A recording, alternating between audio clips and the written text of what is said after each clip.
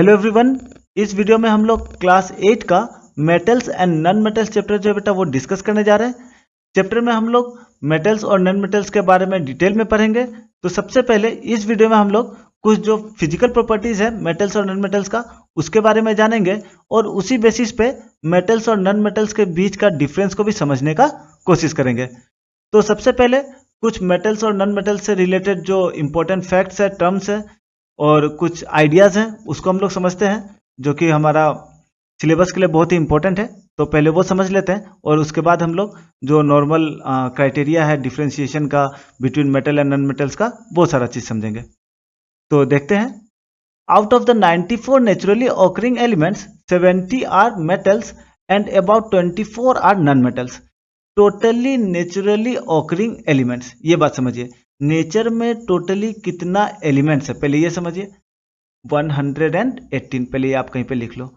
पूरा नेचर में 118 118 elements present है, ठीक है, पूरा नेचर में। अब इसमें से इस 118 एलिमेंट्स में से 94 जो है वो नेचुरली ऑकरिंग एलिमेंट है।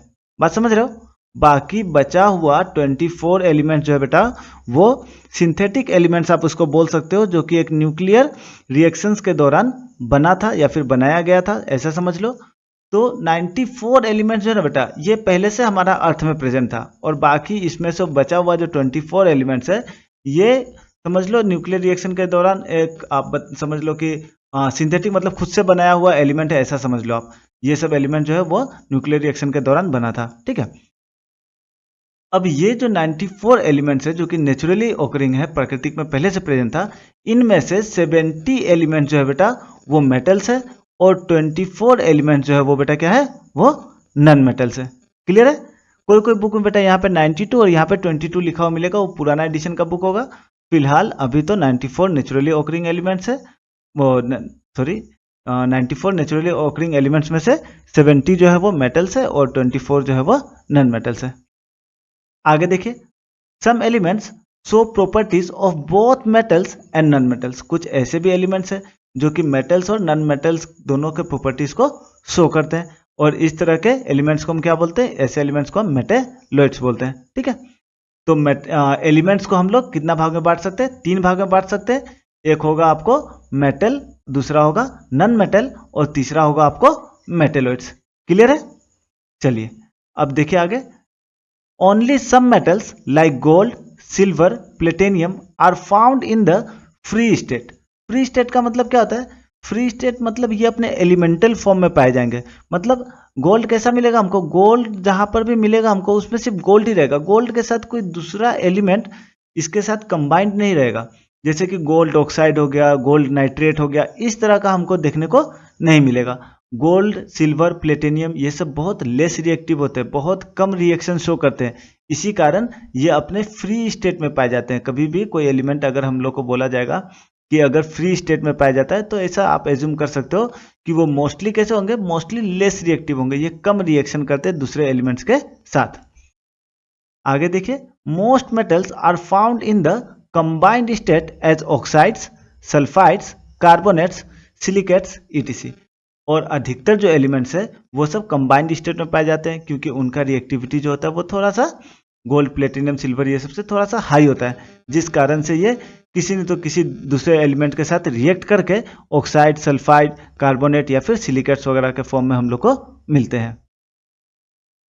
आगे देखिए, some non metals are found in the free state like helium, neon, argon ईटीसी and some are found in free and combined states like sulfur, phosphorus etc.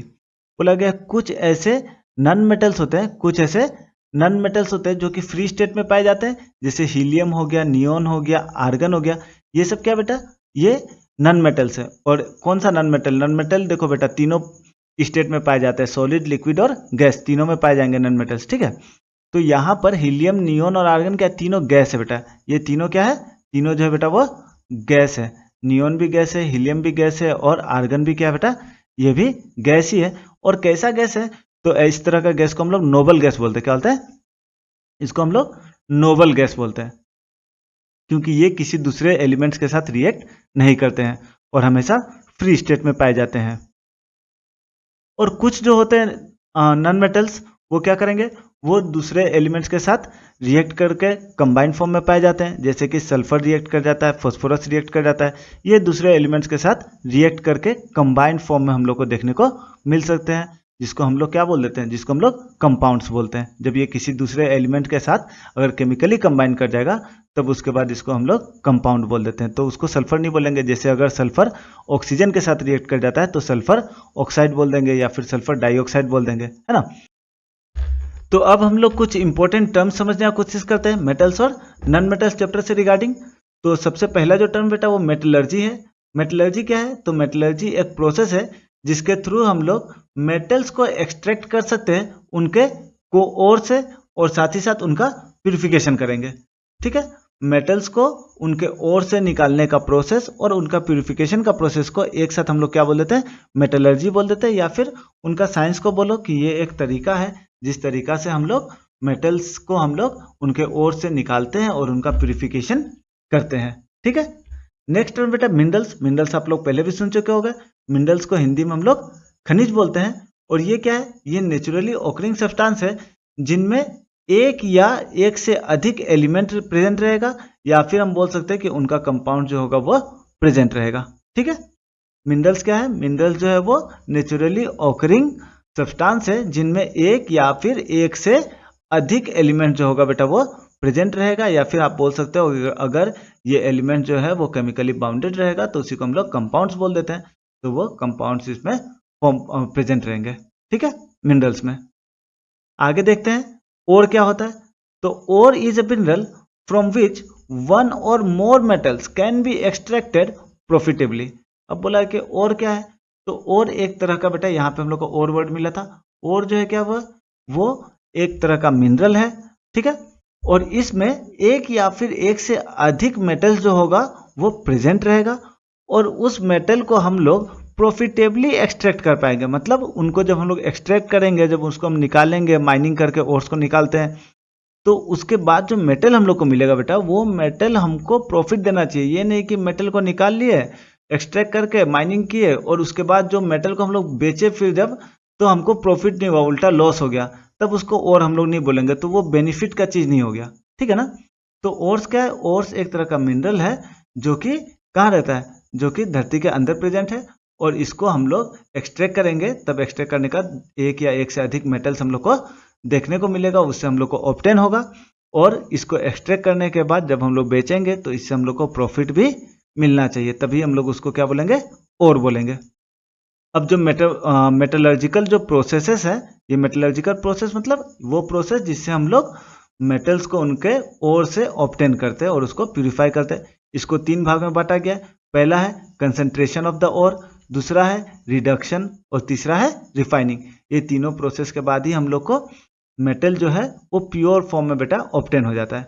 तो सबसे पहला देखिए कंसंट्रेशन ऑफ द ओर का concentration कितना रहेगा, क्या होता है ये, is the removal of impurities from the ore में देखिए, ओर तो धरती के अंदर है, उसमें ढेर सारा इम्प्यूरिटीज रहेगा, तो पहले उसको रिमूव करना पड़ेगा उस इम्प्यूरिटीज को, तो उस प्रोसेस को हम क्या कहते हैं, कंसंट्रेशन ऑफ द ओर। दूसरा है बेटा रिडक्शन। रिडक्शन क्या है, तो देखिए हम लोग पढ़े थे कि मेटल जो होते हैं वो कुछ मेटल जैसे सिल्वर, गोल्ड, प्लेटिनियम, ये सब दूसरे के साथ कंबाइन नहीं रहते, लेकिन बाकी मोस्ट ऑफ द एलिमेंट जो होते हैं वो कंबाइंड स्टेट में पाए जाते हैं। तो वो कंबाइंड स्टेट में कैसे प्रेजेंट रहेंगे, कंपाउंड के फॉर्म में। तो उस कंपाउंड के फॉर्म में जो भी उसका साथ मिला हुआ रहेगा, तो उस एलिमेंट को हटाना पड़ेगा। ऑक्सीजन हो सकता है, नाइट्रोजन हो सकता है, कार्बोनेट्स हो सकता है, वो सब इसके साथ मेटल्स के साथ प्रेजेंट हो सकते हैं, केमिकली बाउंड हो सकते हैं। तो हमको तो चाहिए सिर्फ मेटल ना बेटा, तो वो जो केमिकली बाउंडेड सब्सटेंस है इसके साथ, इस मेटल के साथ, उसको हम लोग को क्या करना पड़ेगा, हटाना पड़ेगा, और इसी प्रोसेस को हम लोग बोलते हैं रिडक्शन। तीसरा है रिफाइनिंग। अब मान लो आपको मेटल मिल गया, आप जो एक्स्ट्रा सब्सटेंस जो इसके साथ, सॉरी एक्स्ट्रा जो एलिमेंट इसके साथ मिला हुआ था उसको आप हटा दिए। ठीक है, मान लो ऑक्सीजन प्रेजेंट था ऑक्साइड के फॉर्म में, आप उसको हटा दिए, अब बच गया आपके पास सिर्फ मेटल। लेकिन हो सकता है कुछ ऐसा भी इम्प्यूरिटीज प्रेजेंट हो जो कि केमिकली बाउंडेड नहीं हो, बट स्टिल उसको वो प्योर नहीं बना रहा हो, है ना, जो उसके साथ इम्प्यूरिटीज के फॉर्म में जुड़ा हो, तो उसको भी हटाना पड़ेगा। तो उसको हटाने के लिए हम लोग क्या करते हैं बेटा, रिफाइनिंग करते हैं। ये क्या है? Refining is the process of purification of the impure metals to obtain the pure metal. Impure metal से प्योर मेटल को ऑब्टेन करने का जो प्रोसेस है, उसी प्रोसेस को बेटा हम लोग रिफाइनिंग बोलते हैं। तो ये कुछ बेसिक टर्म्स था जो हम लोग को मेटल्स और नॉन मेटल्स चैप्टर स्टार्ट करने से पहले समझ लेना जरूरी था। अब हम लोग आगे नेक्स्ट स्लाइड में पढ़ेंगे कि मेटल्स और नॉन मेटल्स जो है उनका फिजिकल प्रॉपर्टीज क्या होता है, और उसी के आधार पे हम लोग मेटल्स और नॉन मेटल्स के बीच का डिफ्रेंशिएशन को भी एक ही साथ समझ लेंगे। तो अब हम समझते हैं कि मेटल्स और नॉन मेटल्स का फिजिकल प्रॉपर्टीज क्या होता है। तो बेटा एक साइड हम आपको मेटल्स के बारे में दिए गए, ये ब्लू वाला साइड, इस साइड से जितना भी होगा आपको लेफ्ट हैंड साइड में जितना होगा सब मेटल्स है, और राइट हैंड साइड में जितना भी है सब बेटा नॉन मेटल्स का डेफिनेशन रहेगा अगला स्लाइड्स के लिए भी, सारे स्लाइड्स में, ठीक है। तो फिजिकल प्रॉपर्टीज यहाँ पे समझेंगे और साथ ही साथ दोनों के बीच का डिफरेंस भी हम लोग आसानी से समझ लेंगे। तो पहले स्टार्ट करते हैं मेटल से। मेटल का फिजिकल स्टेट क्या है? स्टेट मतलब किस स्टेट में प्रेजेंट है, सॉलिड है, लिक्विड है या फिर गैस है। Metals are solids at room temperature. Example sodium, aluminium, potassium, magnesium, ये सारे क्या है? सोडियम, एल्युमिनियम, पोटेशियम, मैग्नीशियम सब मेटल्स हैं, और ये सब बेटा सॉलिड स्टेट में रहते हैं। ध्यान देना है कैसे स्टेट में? सॉलिड स्टेट में रहते हैं रूम टेम्परेचर पे। जनरली इन जनरल सारे मेटल जो होते हैं वो सॉलिड स्टेट में ही रहते हैं रूम टेम्परेचर पे। कुछ एक्सेप्शन है जैसे कि मरकरी और गैलियम। मरकरी और गैलियम जो है वो रूम टेम्परेचर पे बेटा लिक्विड स्टेट में रहते हैं। कैसे रहते हैं? लिक्विड स्टेट में। मरकरी तो टोटली ही लिक्विड स्टेट में रहता है रूम टेम्परेचर पे। गैलियम हल्का सा बेटा पूरा नहीं बोल सकते हो कि रूम टेम्परेचर पे ये लिक्विड स्टेट में रहता है, बट स्टिल इतना तो बेटा जरूर ये मेल्टिंग पॉइंट इसका लो है कि अगर इसको हाथ पे भी रखोगे ना, पाम पे अगर रखोगे तो ये मेल्ट करना स्टार्ट कर जाएगा, मतलब बहुत लो मेल्टिंग पॉइंट है। यहाँ पे आप डायग्राम में देख सकते हो, ये वाला जो है बेटा ये डायग्राम, ये आपको मरकरी है, ठीक है ना। मरकरी जो होता है वो इस तरह से प्रेजेंट रहता है। यही चीज हम लोग को थर्मोमीटर में देखने को मिलता है। ध्यान दीजिएगा, ये मरकरी का ही इस्तेमाल बेटा थर्मोमीटर में किया जाता है। गैलियम यहाँ पर ये है, ये देखिए ये वाला जो है बेटा, ये जो पाम में ले रखा है, पाम में लेते ही ये पिघलना चालू कर दिया। इसका मतलब है कि इसका मेल्टिंग पॉइंट बहुत ही कम है, और ऐसे आम भाषा में बोल देते हैं कि liquid at room temperature, but accurate बहुत ज़्यादा नहीं है। ये totally liquid at room temperature नहीं होता है, लेकिन हल्का सा भी टेम्परेचर राइज करने पे ये मेल्ट करना चालू कर जाता है, ठीक है। अब देखते हैं हम लोग नॉन मेटल्स का फिजिकल स्टेट जो है नॉन मेटल्स का, वो क्या होगा? नॉन मेटल जो होंगे वो तीनों स्टेट में प्रेजेंट रह सकते हैं, सॉलिड में भी, लिक्विड में, या फिर गैसियस स्टेट में भी प्रेजेंट रह सकते हैं एट रूम टेम्परेचर। कुछ एग्जांपल देख लेते हैं। कार्बन, सल्फर, फॉस्फोरस, आयोडीन, ये सारे क्या है? ये सब सॉलिड है बेटा, या फिर ये बोल सकते हो कि ये सारे नॉन मेटल जो है बेटा वो रूम टेम्परेचर पे हम लोग को सॉलिड स्टेट में देखने को मिलते हैं। तो अब हम लोग देखते हैं बेटा कि मेटल्स और नॉन मेटल्स के बीच का नेक्स्ट डिफरेंस, जिसको हम लोग बोलते हैं लस्टर। लस्टर एक प्रॉपर्टी है, मेटल्स में भी देखने को मिलता है और कुछ नॉन मेटल्स में भी देखने को मिलता है। लस्टर का मतलब क्या होता है? लस्टर का मतलब होता है शाइनीनेस, मतलब शाइन करने का क्षमता को हम लोग लस्टर बोलते हैं, ऐसा बोल सकते हो आप। तो मेटल जो होते हैं उनका ऊपर क्या देखने को मिलता है? एक लस्टर या फिर शाइनी सरफेस देखने को मिलता है जब उसको हम लोग फ्रेशली प्रिपेयर करते हैं। फ्रेशली प्रिपेयर करने का मतलब कि अभी इसमें कोई दूसरा एलिमेंट या फिर कोई दूसरा कंपाउंड जो है केमिकली इसके साथ बाउंडेड नहीं है, ये अपने इंडिविजुअल अकेला या फिर बोल सकते हो आइसोलेट स्टेट में प्रेजेंट रहेगा। तब ये जो प्रॉपर्टी है लस्टर प्रॉपर्टी, वो हम लोग को मेटल्स में देखने को मिलेगा। They have a quality of reflecting light from their surface and they can be polished. क्या बोला गया?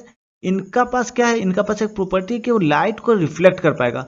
कोई भी शाइनी सरफेस से लाइट जो है वो आसानी से रिफ्लेक्ट करता है। जैसे आप लोग अगर दुकान में जाते होगे, यूटेंसिल्स वाली दुकान में, बर्तन की दुकान पर अगर गए होगे, तो जो बर्तन रहता है बेटा, वो बर्तन बहुत अच्छा शाइनी फिनिश के साथ रहता है, उस पर आपका फेस तक दिखाई देता है। चम्मच वगैरह में आपको अपना फेस दिखाई देता होगा। तो वो क्यों हो रहा है? क्योंकि जो सरफेस है वो बहुत इवन है, वहां पे लाइट का रिफ्लेक्शन बहुत अच्छा से हो पा रहा है। बात समझ रहे हो? तो ऐसा सरफेस को हम लोग क्या बोल देते हैं? शाइनी सरफेस बोल देते हैं, और इस प्रॉपर्टी को हम लोग लस्टर बोल देते हैं, ठीक है। कुछ मेटल्स हो गया जैसे कि गोल्ड, सिल्वर, कॉपर, ये सब जो लस्टर वाला प्रॉपर्टी है इसको बहुत अच्छा से शो करते हैं। इनमें जो शाइनी सरफेस है वो आसानी से हमको देखने को मिलता है। और ये जो सिल्वर है बेटा, ये सिल्वर का ही इस्तेमाल करते हैं हम लोग किसमें? मिरर को पॉलिश करने में। जो हम लोग घर पे जो मिरर यूज करते हैं उस मिरर को पीछे से जो पॉलिश किया होता है, जिसके कारण हम लोग को अपना फेस दिखाई देता है उसमें, वो किस कारण होता है? तो वो सिल्वर के कारण होता है। पीछे जो पॉलिश करते हैं उसको सिल्वर से पॉलिश करते हैं। ठीक है, यहाँ पे कुछ एग्जांपल देख लो। ये वाला जो है ये आपको कौन सा एलिमेंट है?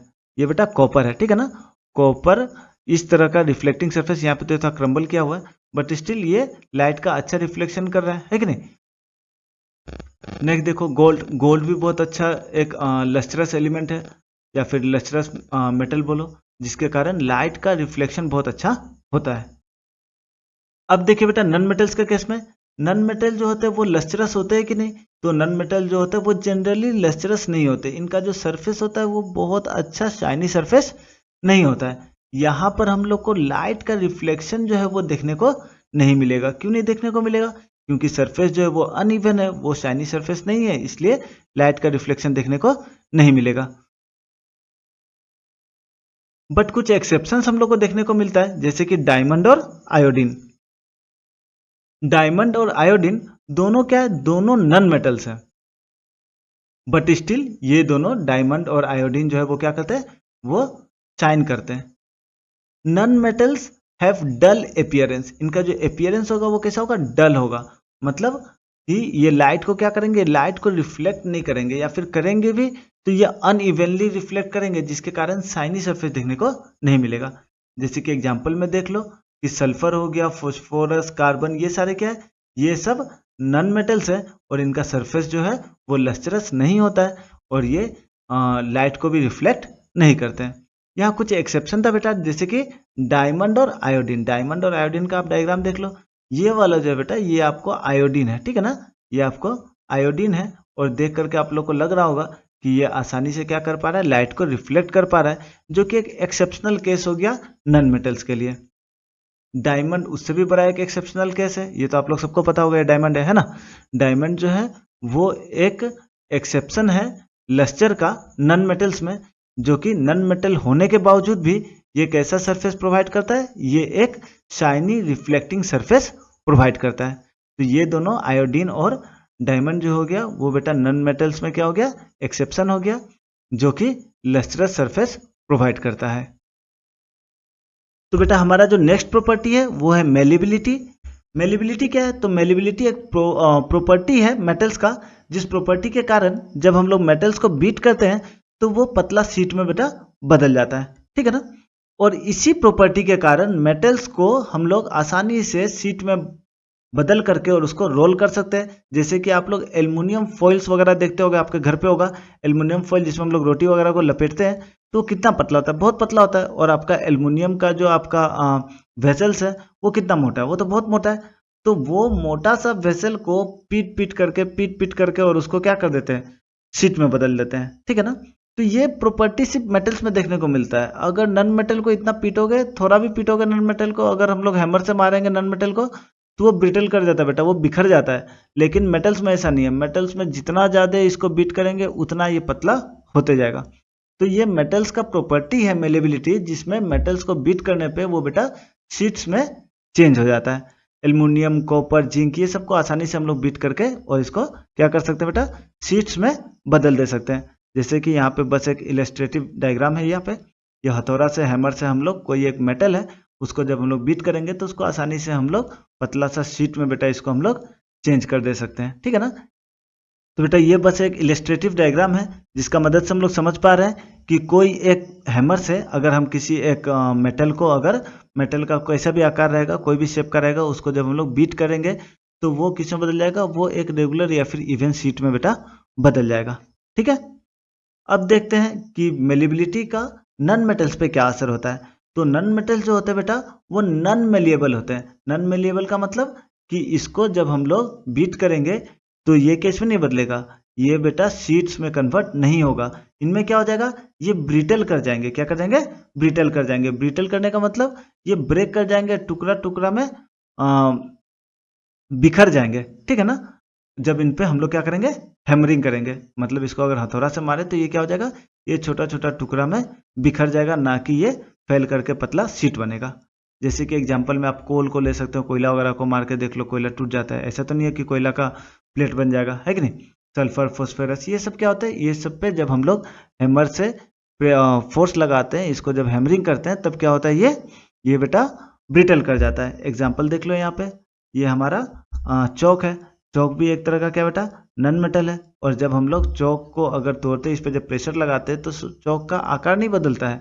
चौक क्या कर जाता है बेटा, ये ब्रिटल कर जाता है, ये टूट जाता है कि नहीं। उसी तरह बेटा हम लोग यहाँ पर ग्लास का भी एग्जाम्पल ले सकते हैं। जब ग्लास को बेटा हम लोग फोर्स लगाते हैं, या फिर इसको जब हम लोग हैमर करेंगे, हैमर से हथौड़ा से इस पर मारेंगे, किसी चीज़ से अगर इसको मारने की कोशिश करेंगे, तो ये भी क्या होगा बेटा, ये अपना शेप को चेंज नहीं करेगा, बल्कि ये छोटा छोटा टुकड़ा में जा करके बिखर जाएगा, ये ब्रिटल कर जाएगा, ठीक है ना।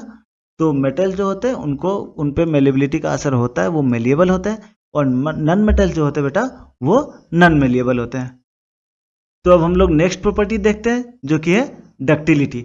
डक्टिलिटी भी बेटा मेलिएबिलिटी का जैसा ही एक प्रॉपर्टी है मेटल्स का, जिस प्रॉपर्टी के कारण मेटल्स को हम लोग थिन वायर में कन्वर्ट कर सकते हैं। Metals can be drawn into thin wires. Metals को हम लोग पतला सा तार में बदल सकते हैं, मतलब कोई भी आकार का, कोई भी शेप का हमको मेटल देगा, उस मेटल को हम लोग पिघला करके क्या कर सकते हैं, उसको पतला तार में बदल दे सकते हैं। और इसी प्रॉपर्टी को हम लोग डक्टिलिटी कहते हैं, ठीक है ना। तो डक्टिलिटी मेटल्स का एक प्रॉपर्टी है, जिस प्रॉपर्टी के कारण मेटल्स को हम लोग वायर में कन्वर्ट कर दे सकते हैं। एक एग्जांपल दिया गया है कि 100 ग्राम सिल्वर से हम लोग लगभग कितना मीटर, 200 मीटर लंबा वायर बना सकते हैं, ठीक है ना। कि लगभग 100 ग्राम सिल्वर से अप्रोक्स 200 मीटर लॉन्ग हम लोग वायर ड्रॉ कर सकते हैं with the help of ductility.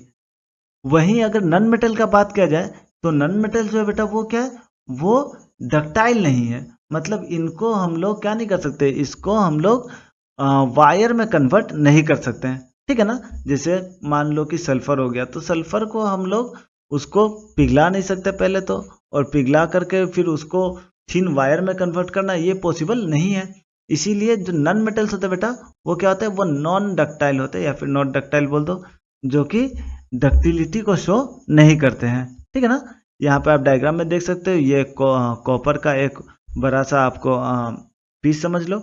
इस कॉपर के पीस को हम लोग किस में बदल सकते हैं, कॉपर के वायर में बदल दे सकते हैं। तो ये क्यों हो रहा है, ये due to the process of ductility हो रहा है। डक्टिलिटी का प्रॉपर्टी होने के कारण जो आपका मेटल है, उसको हम लोग थिन वायर में कन्वर्ट कर सकते हैं। अगर जो हमारा सब्सटेंस है वो नॉन डक्टाइल रहेगा, तो उसको कभी भी हम लोग थिन वायर में बेटा कन्वर्ट नहीं कर सकते हैं। अब देखते हैं बेटा नेक्स्ट प्रॉपर्टी। नेक्स्ट प्रॉपर्टी है साउंड। साउंड से क्या रिलेशन है मेटल्स का, तो देखिए, जब मेटल्स को दूसरे मेटल के साथ जब टकराया जाता है, तो एक रिंगिंग साउंड प्रोड्यूस होता है, ठीक है ना। मेटल मेटल के साथ टकरा करके एक रिंगिंग साउंड प्रोड्यूस करता है, और इसी प्रॉपर्टी को हम लोग सोनोरस बोलते हैं। कि मेटल जो होते हैं वो कैसे साउंड प्रोड्यूस करते हैं, सोनोरस साउंड प्रोड्यूस करते हैं, खनक का आवाज आता है, ठीक है ना। ये आवाज आप लोग को अभी सुनने को मिलेगा इस वीडियो में, देखिएगा। तो इस तरह का साउंड जो है बेटा, वो साउंड देखिएगा नहीं, सॉरी सुनिएगा, सुन लिए होंगे अभी तक आप लोग। तो इस तरह का साउंड जो है वो हम लोग को सुनने को मिलता है मेटल्स में। जब मेटल्स को मेटल्स के साथ टकराते हैं, तो हमको इस तरह का मेटेलिक साउंड सुनने को मिलता है, जिस प्रॉपर्टी को हम लोग सोनोरस बोलते हैं, है ना। कि जो मेटल्स है वो कैसे होते हैं, वो सोनोरस होते हैं। उनको जब मेटल को मेटल के साथ टकराते हैं तो रिंगिंग साउंड प्रोड्यूस होता है। इसी तरह का साउंड आप लोग का स्कूल में जो बेल बजता है, वो भी मेटल का ही होता है, इसलिए हम लोग को रिंगिंग साउंड वहाँ पे सुनने को मिलता है, ठीक है। और इसी प्रॉपर्टी के कारण जो म्यूजिकल इंस्ट्रूमेंट्स होता है, उनमें जो वायर्स होता है, वो किसका लगा हुआ रहता है बेटा, वो मेटल्स का लगा होता है। जो गिटार वगैरह में जो वायर्स होता है, वो मेटल का बना हुआ रहता है, जिस कारण से हम लोग को अच्छा सा म्यूजिकल साउंड जो है वो सुनने को मिलता है। ये सोनोरिटी, मतलब देखो बेटा, सोनोरिटी भी सेम चीज़ है। सोनोरिटी जो है ये प्रॉपर्टी है, और ये प्रॉपर्टी हम लोग को नन मेटल में देखने को बिल्कुल भी मिलेगा नहीं मिलेगा। क्यों, क्योंकि ये रिंगिंग साउंड प्रोड्यूस नहीं करता है।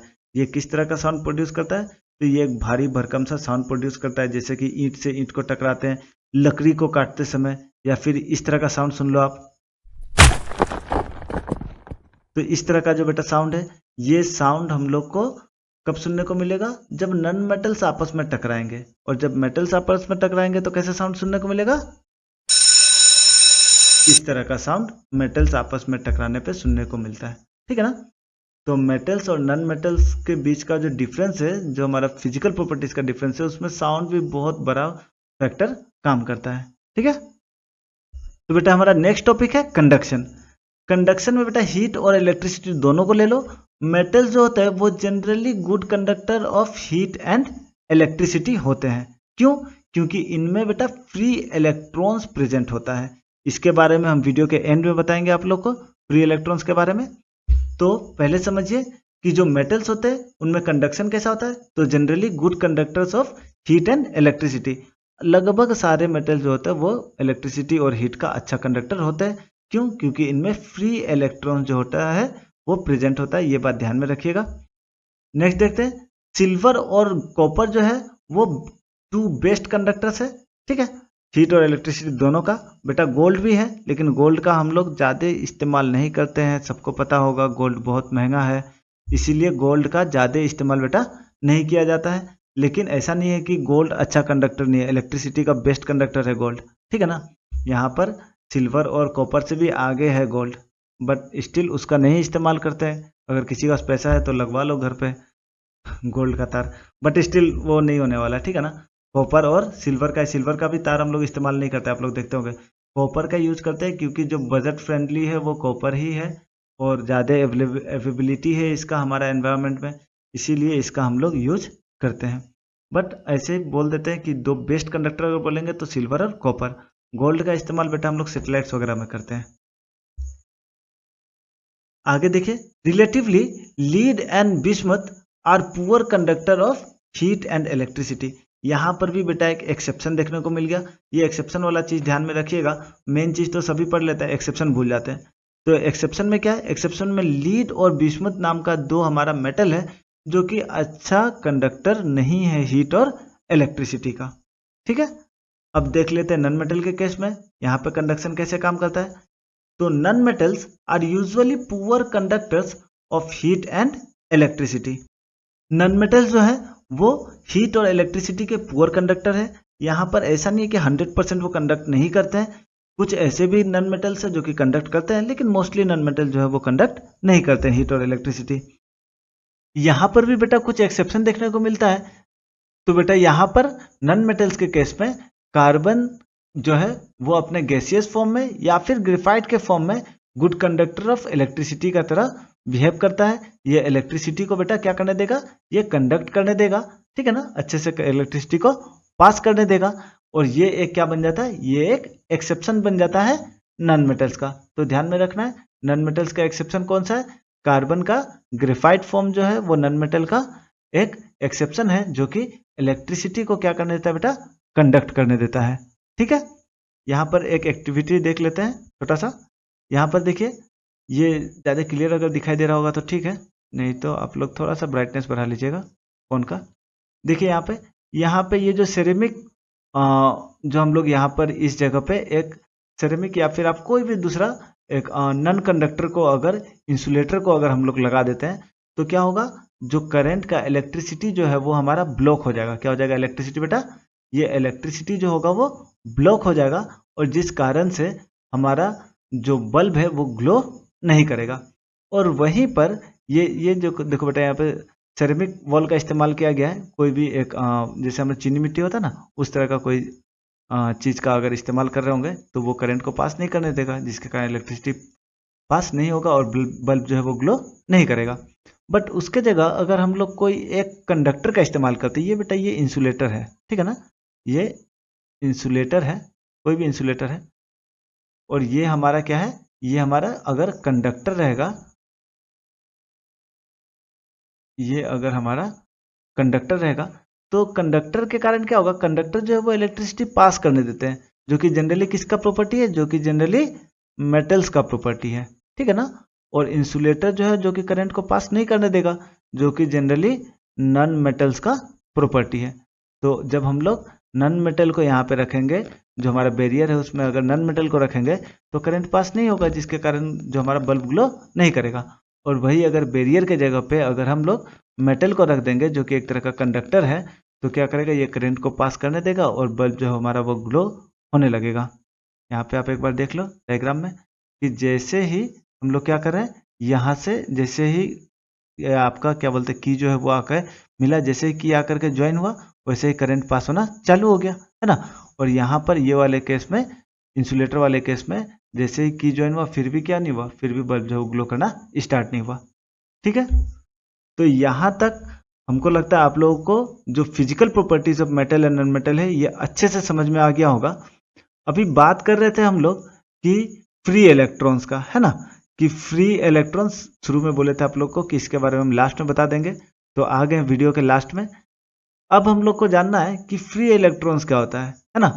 तो फ्री इलेक्ट्रॉन्स के बारे में जानने के लिए ऑलरेडी आप लोगों को एक वीडियो जो है वो हमारे चैनल पे ऑलरेडी अपलोड किया हुआ है। उस वीडियो का लिंक हम इस वीडियो के डिस्क्रिप्शन बॉक्स में डाल देंगे। ठीक है, आप लोग उस वीडियो को देखिएगा, थोड़ा सा समझने का कोशिश कीजिएगा।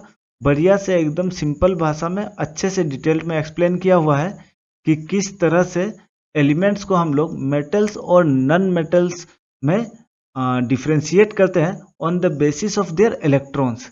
कितना इलेक्ट्रॉन है, क्यों पॉजिटिवली चार्ज है, क्यों निगेटिवली चार्ज है, ये सारा चीज़ बहुत अच्छे से उस वीडियो में डिस्क्राइब किया हुआ है। एक बार आप लोग उसको अच्छे से उस वीडियो को देख लीजिएगा, उससे नोट्स भी बना लीजिएगा, तो आप लोग को अगला जो टॉपिक है मेटल्स और नॉन मेटल्स का वो समझने में और ज़्यादा आसानी हो जाएगा।